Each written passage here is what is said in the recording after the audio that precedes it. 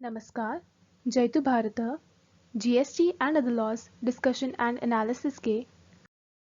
आज के अंक में आपका स्वागत है। एक्सपोर्ट ऑफ सर्विस के संदर्भ में establishments of a distinct person, इसका क्या अर्थ होता है, इसको क्लैरिफाई करता हुआ circular central board of indirect taxes and customs ने सर्कुलर नंबर 161/17/2021 जीएसटी जारी किया है। एक्सपोर्ट ऑफ सर्विसेज की डेफिनेशन आईजीएसटी एक्ट 2017 के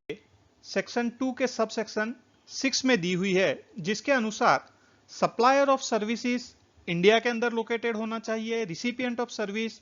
इंडिया के बाहर लोकेट होना चाहिए, place of supply of service India से बाहर होना चाहिए। इस प्रकार की सर्विसेज का पेमेंट कन्वर्टिबल फॉरेन एक्सचेंज में आया होना चाहिए या रिजर्व बैंक द्वारा परमिशन दी हो तो इंडियन रुपीज में भी आया हो तो चल सकता है। और जो पांचवी कंडीशन है जो हमारे आज के अंक के लिए इंपॉर्टेंट है, the supplier of services and recipient of service are not merely establishment of a distinct person in accordance with explanation 1 in section 8।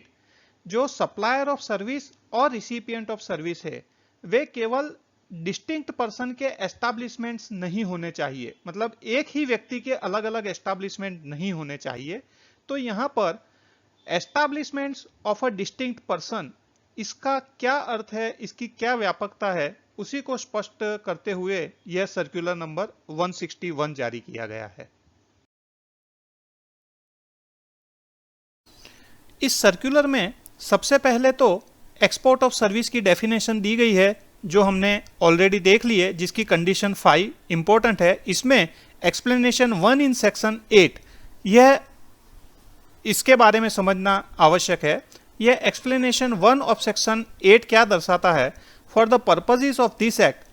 Where a person has an establishment in India and any other establishment outside India, यदि उसका एक establishment India में है और अन्य कोई establishment India के बाहर है,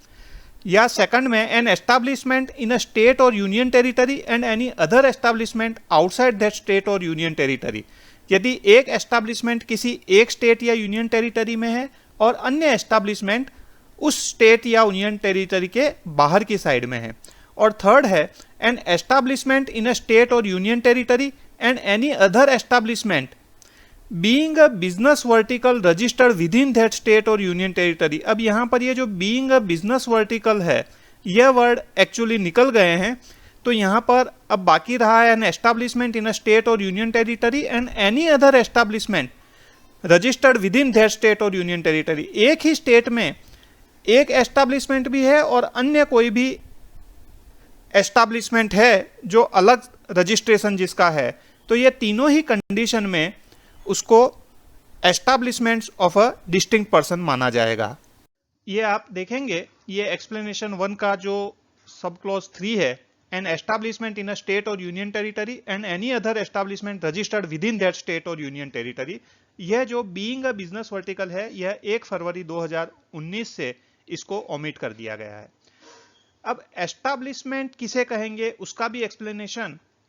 2 के अंदर अर्थ बताया गया है। A person carrying on a business through a branch और एन एजेंसी और a representational office in any territory shall be treated as having an establishment in that territory. मतलब 3 चीजें इसमें बताई है,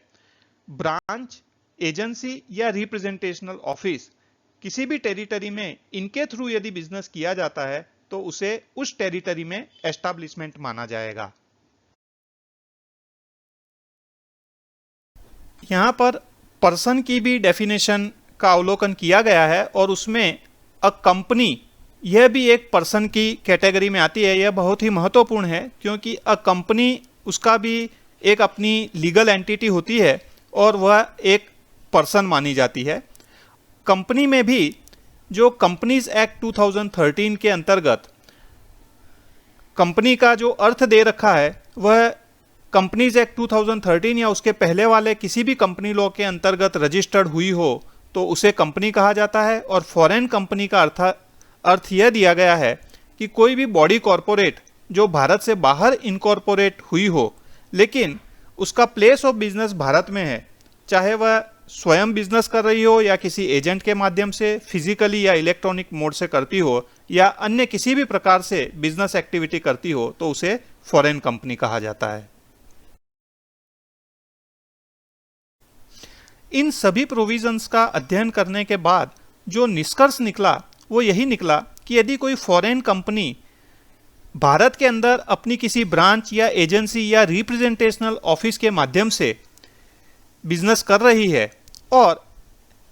इन ब्रांच, एजेंसी या रिप्रेजेंटेशनल ऑफिस ने अपनी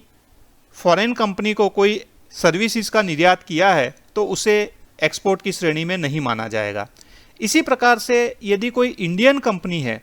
जिसकी ब्रांच, एजेंसी या रिप्रेजेंटेशनल ऑफिस आउटसाइड इंडिया है और Indian company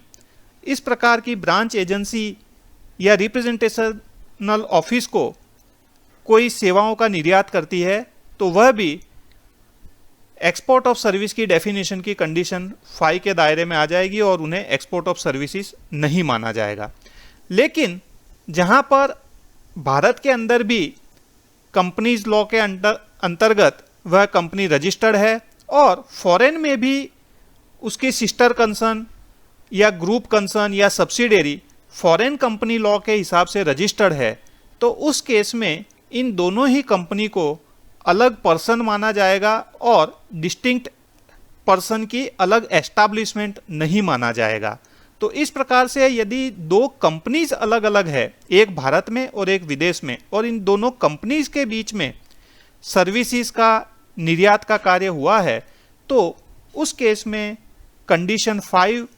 export of services की डेफिनेशन की वायोलेट नहीं होती और इस प्रकार के ट्रांजैक्शन को एक्सपोर्ट ऑफ सर्विस माना जाएगा। ये यहाँ पर जो क्लैरिफिकेशन दिया है, it is clarified that a company incorporated in India, Bharat के अंदर जो इनकॉर्पोरेट हुई company, and a body corporate incorporated by और under the laws of a country outside India, और कोई भी बॉडी कॉर्पोरेट भारत के बाहर के किसी भी कानून के अंतर्गत उस देश के अंदर इनकॉर्पोरेट हुई है, which is also referred to as foreign company under companies act, जिसे हम फॉरेन कंपनी भी कहते हैं।